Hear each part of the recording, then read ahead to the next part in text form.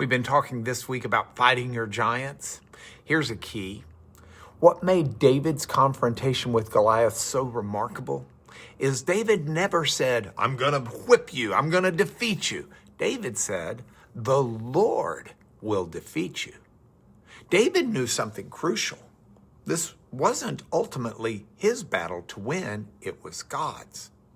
If you're reading it in chapter 17 of 1 Samuel, the verse actually says, David said to the Philistine, to Goliath, you come to me with a sword and with a spear and with a javelin, but I come to you in the name of the Lord of hosts, that all this assembly may know that the Lord saves, not with sword and spear, but a battle is the Lord's, and he will give you into our hand.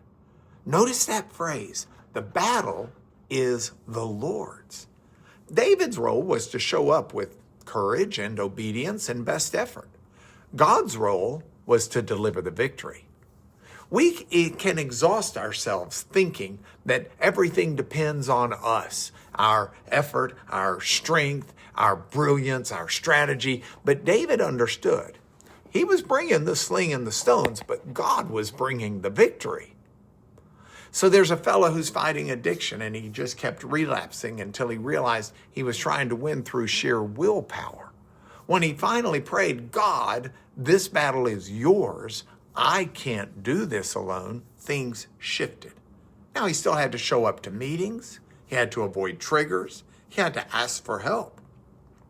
But this power to change came from God, not from him. A woman battling cancer said, I'll do the chemo. I'll follow the doctor's orders. I'll take care of myself. But whether I live or die is ultimately in God's hands. The battle is his. Now that surrender didn't make her passive. It made her peaceful. So today, whatever giant you're facing, release the crushing pressure that it all depends on you.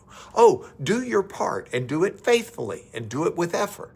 But trust God for the outcome, because the battle is the Lord's. Your job is obedience and courage. God's job is victory. Don't confuse those two. Think about it.